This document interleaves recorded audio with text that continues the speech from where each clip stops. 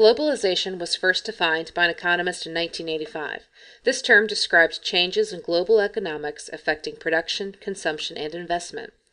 One such global phenomenon is education.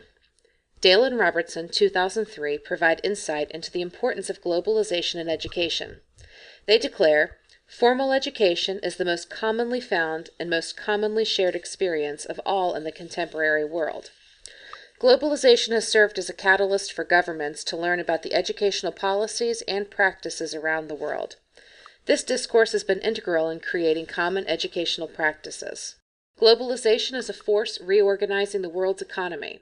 The transmission of knowledge and information are critical to the development of a global economy. Carnoy and Roten, 2002, state, if knowledge is fundamental to globalization, globalization should also have a profound impact on the transmission of knowledge. An outgrowth of this discourse on globalization in education is this concept of a knowledge economy.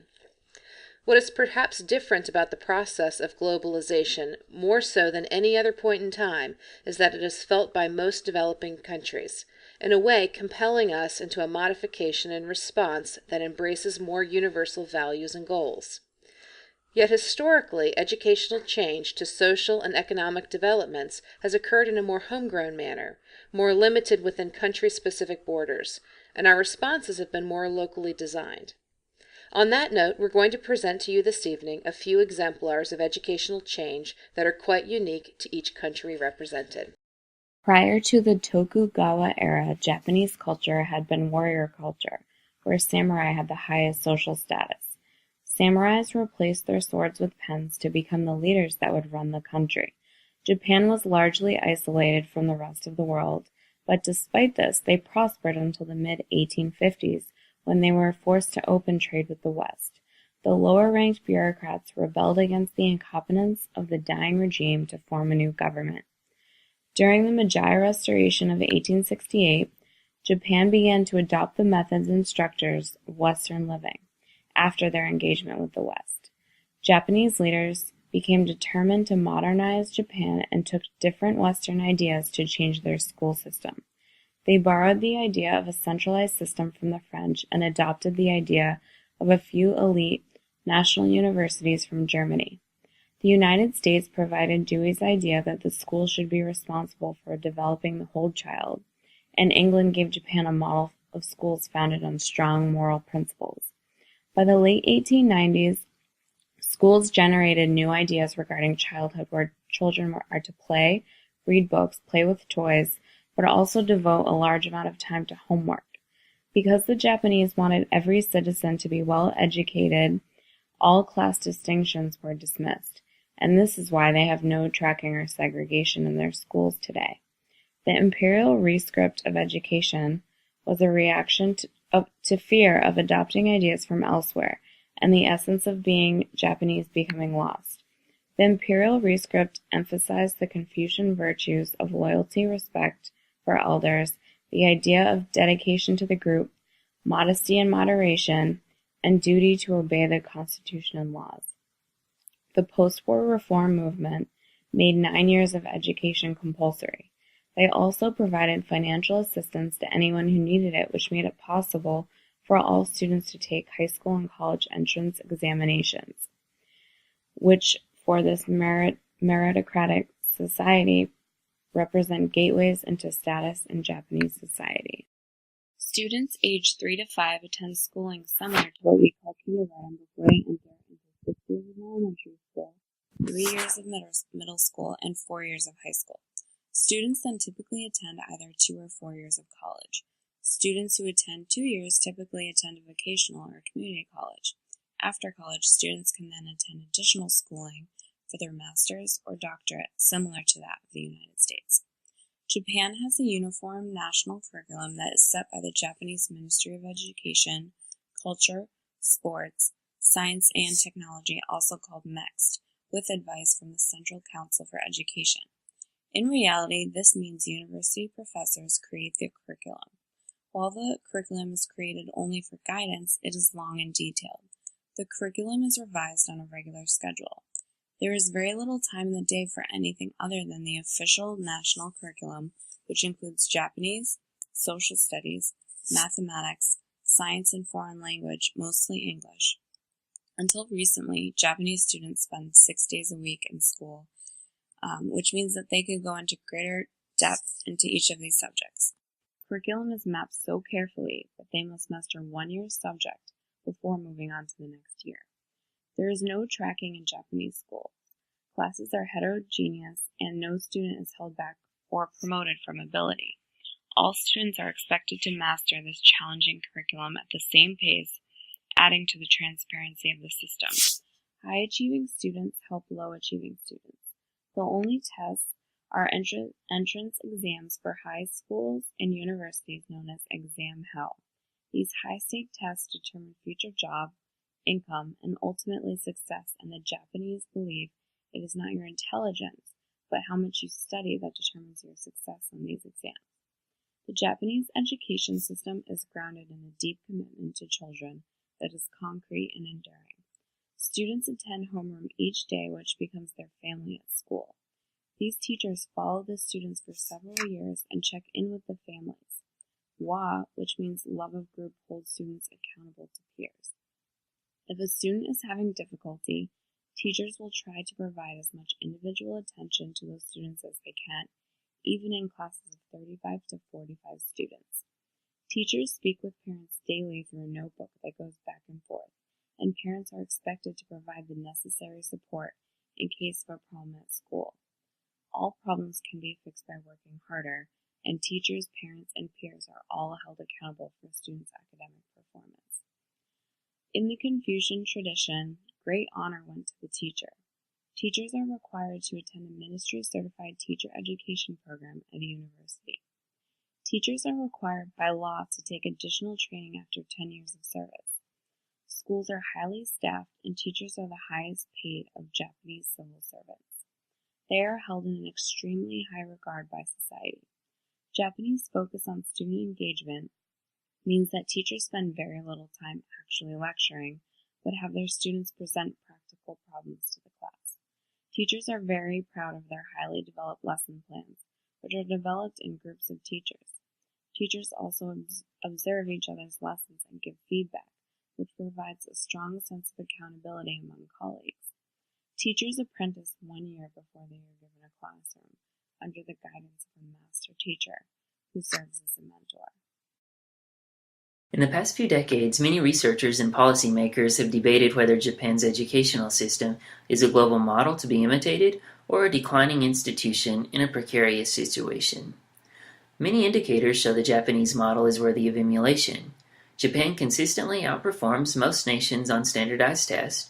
Teaching is a highly esteemed career, and Japan offers equal opportunity to students for learning. Even though secondary school is not compulsory, the secondary graduation rate is much higher than it is in most other nations in the world. Secondary school and college entrance exams increase equity and accountability. Even though Japan's educational system appears successful, critics, some even in Japan, argue that the nation is at risk because of the current state of education.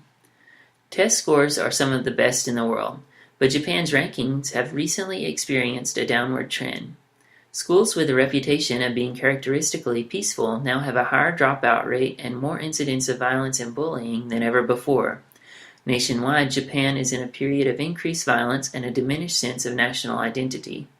Some industry leaders have complained recently that the current educational system does not prepare students well for careers, even though students still perform well on standardized tests relative to most other nations. A general perception in Japan is that the educational system does little to foster creativity or critical thinking.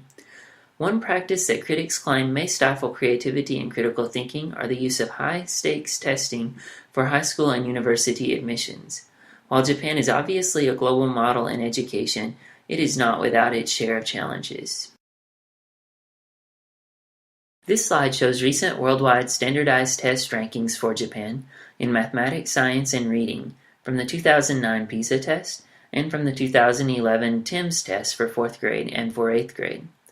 While Japan is obviously at the top of the world in standardized test scores, their ranking, especially in mathematics and science, has been slowly declining since the mid-1990s. Since the current Japanese educational system was based on the American system after World War II, Much of the literature we have read for the class has also affected Japan. Most instruction is student-centered, in line with the European reformers. Teachers meticulously plan lessons to increase student engagement. In one common practice called lesson study, educators work in groups to produce research lessons. After working together over long periods of time to create engaging lessons, teachers practice the lesson in their group. Then they discuss the results and revise the lesson. Finally, the teachers teach the lesson with a group of students and debrief. This practice of trying different approaches in order to improve teaching methods is reminiscent of Dewey's Lab School. The latest reform movement in Japan shares some ideas with the cardinal principles. Along with many other changes, the Zest for Living reform brought fewer required classes for graduation and a reduction of school days each week. The reform came in conjunction with higher enrollment in secondary schools and universities. The Japanese system also borrows from educational essentialist thought.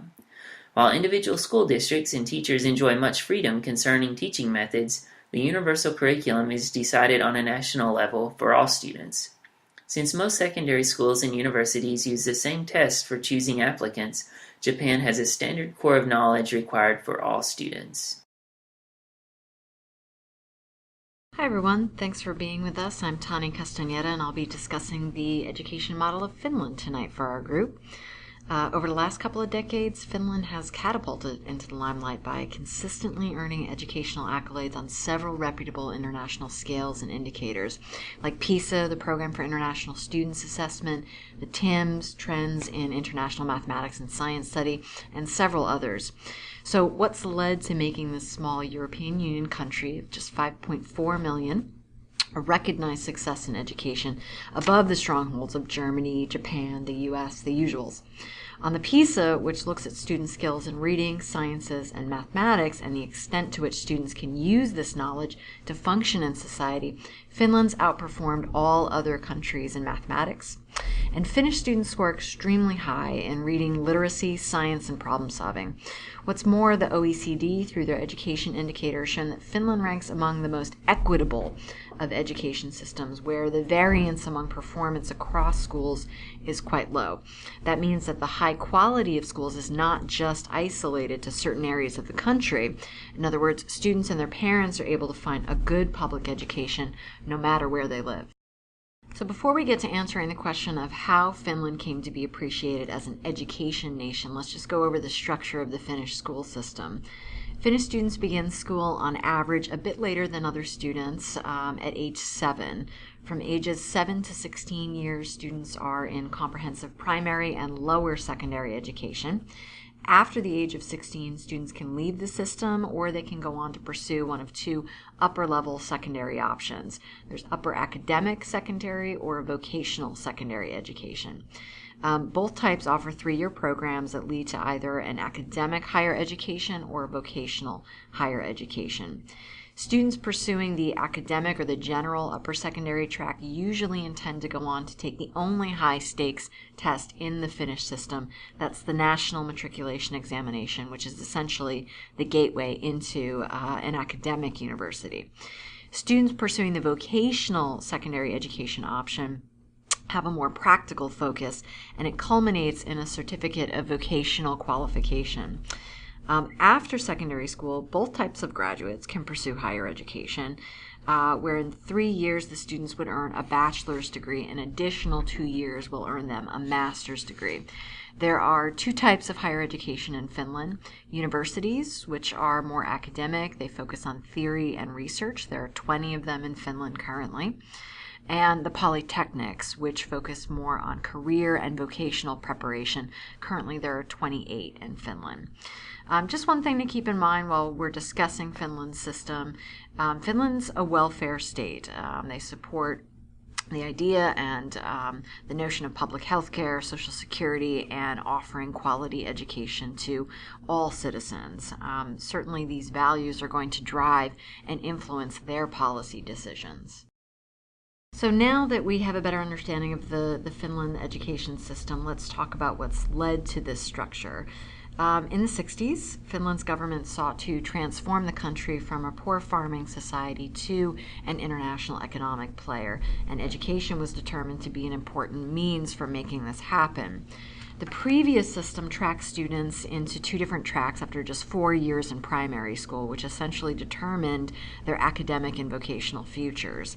The revised comprehensive school system under this reform was to offer equal and foundational basic education opportunity for a 9-year span, that's 7 to 16 years, to all students.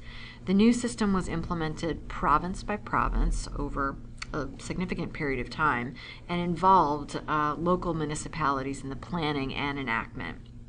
In the following decades, the 1980s and 90s, transformation of the upper secondary levels began. Today, the upper secondary structure allows for the creation of individual learning plans. For the vocational secondary education, it includes practical on-the-job training.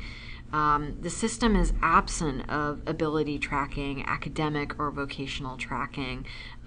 It suffices for where the student has actually made a choice in upper secondary to follow one of those tracks.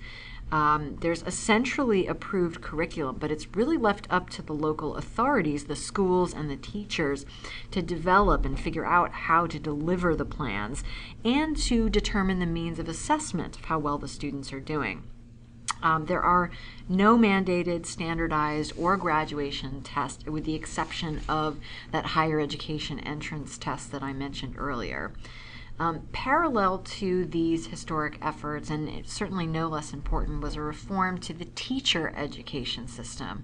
It became a requirement that all teachers be educated at the academic universities.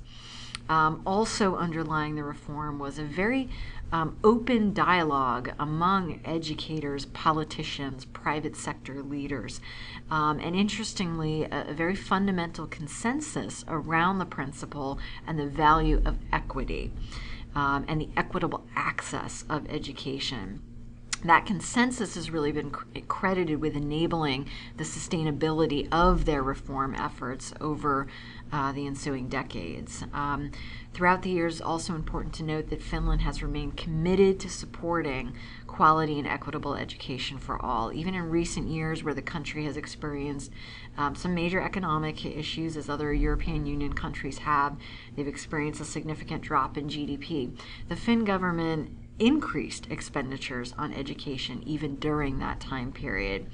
And in fact, Finland outspends in their public funds other OECD countries on tertiary education.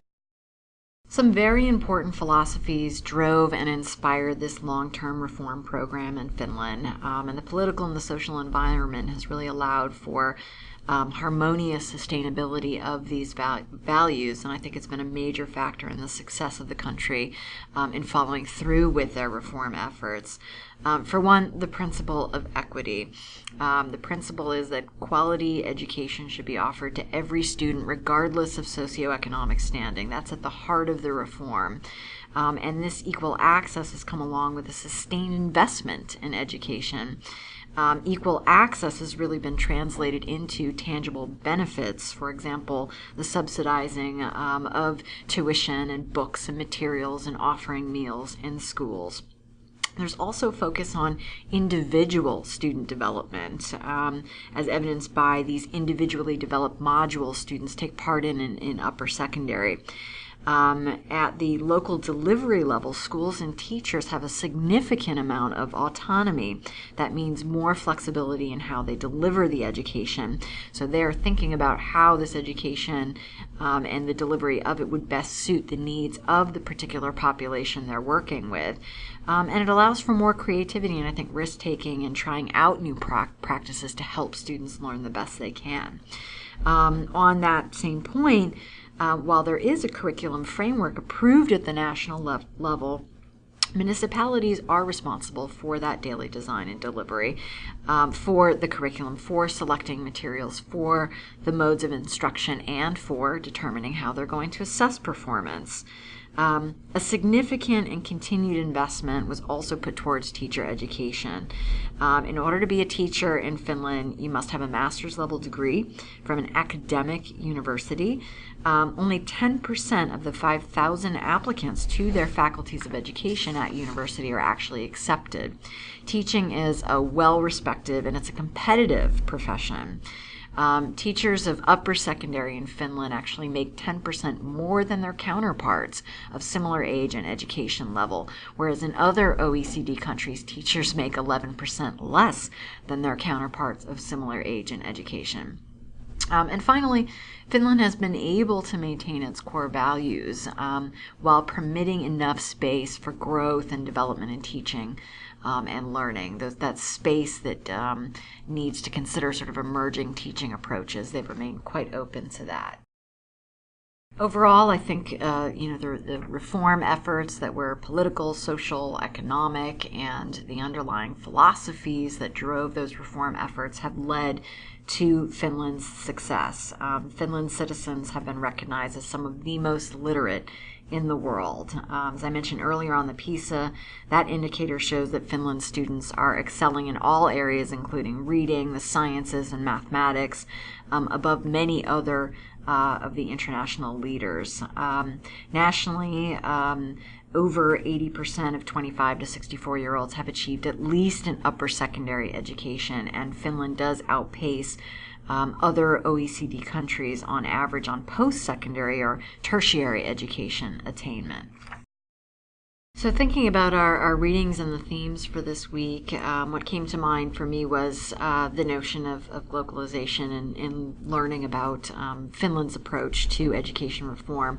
Globalization, this idea of embracing local wisdom, knowledge, and culture as important and as a major contributor when balanced with more global or universal themes and goals. I think what Finland's done is really captured what works for the country, what works for its culture and its people, and really capitalized on that to meet more universal or global objectives.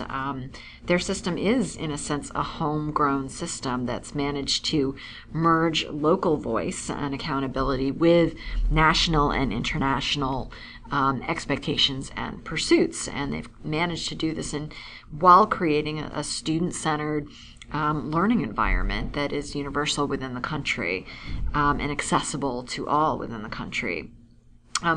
Certainly one factor that can't be overlooked, which led to the country successfully implementing its reform efforts, was the political and social consensus around the principle of equity and around the more general idea that education leads to economic growth and would be necessary to compete in a world that values innovation and research and development. That consensus was formulated, 40 years ago, and whether or not within our world today we could build reform effort and have that kind of consensus is really, I suppose it remains to be seen.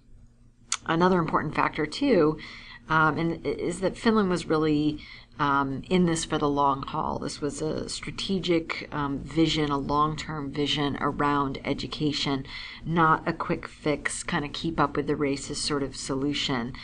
It took a very strategic and a holistic national movement to make it happen. It's certainly something that we could stand to learn from. So that wraps up my presentation on Finland. Thanks very much. School systems within the United States are not controlled at the federal level. Rather, school districts are managed at the state level and are often controlled by local town, city, or joint school districts.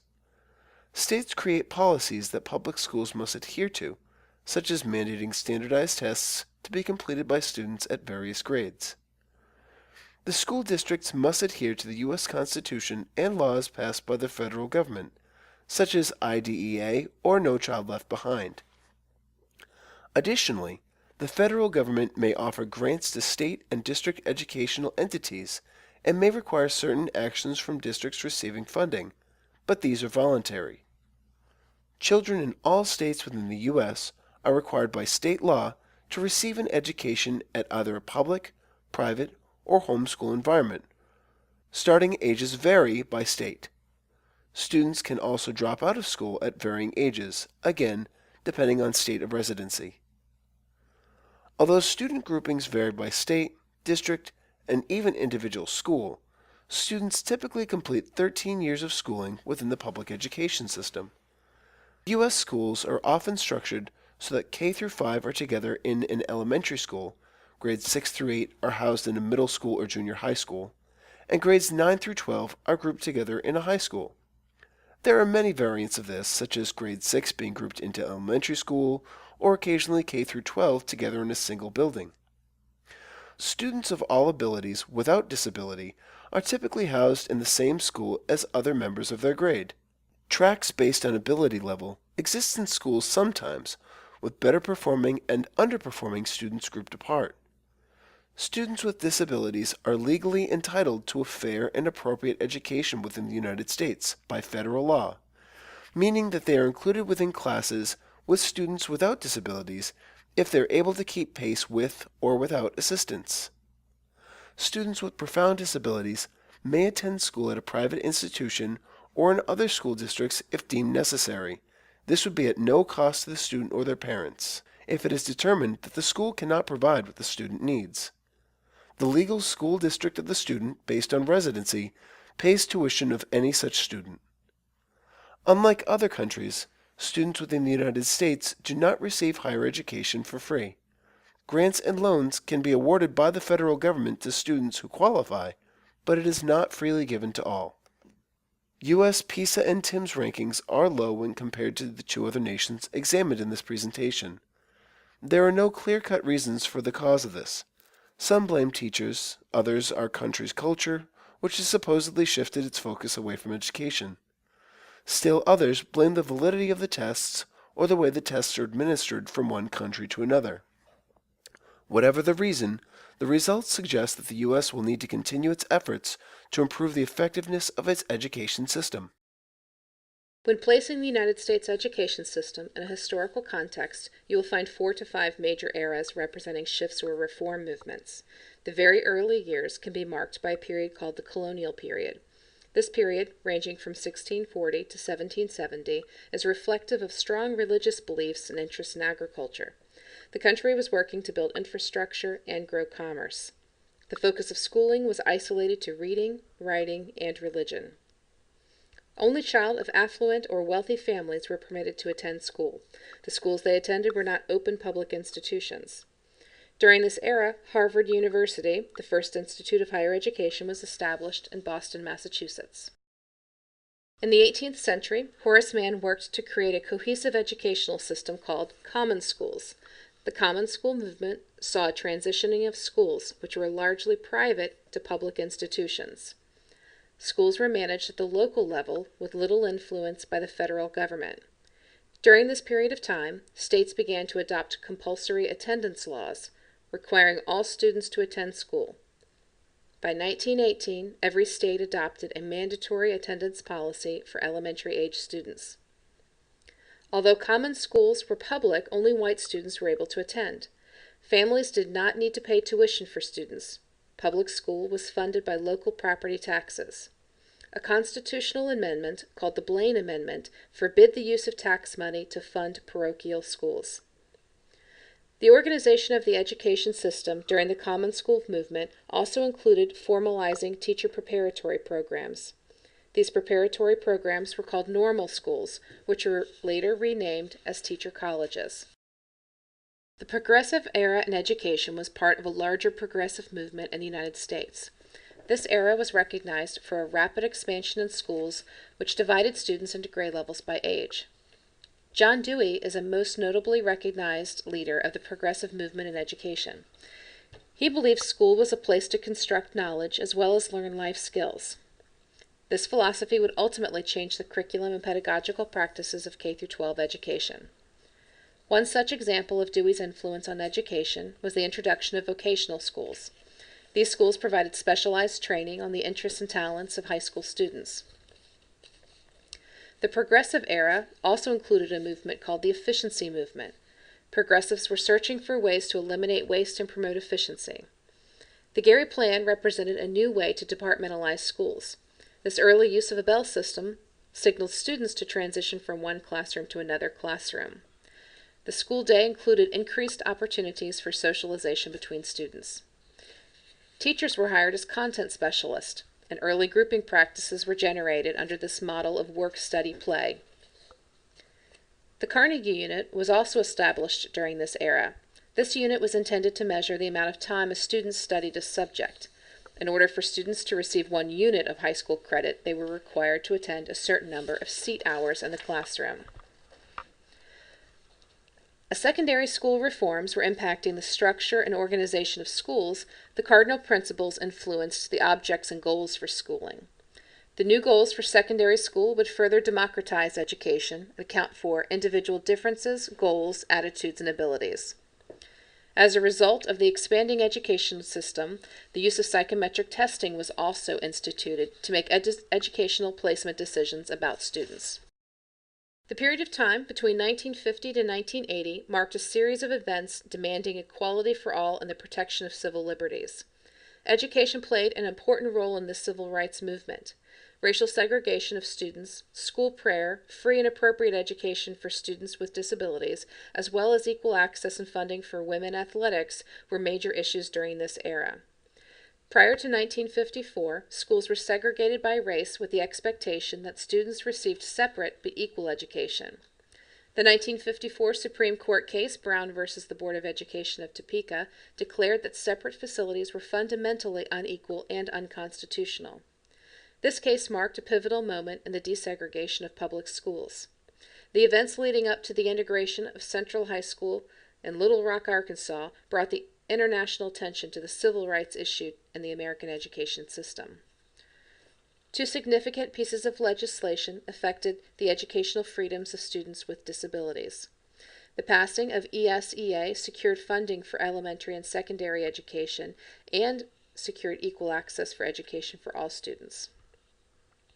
The subsequent passing of IDEA legislation, Individuals with Disabilities Education Act, mandated a free and appropriate education for students with disabilities. Women were also seeking equal access, funding and opportunities in education.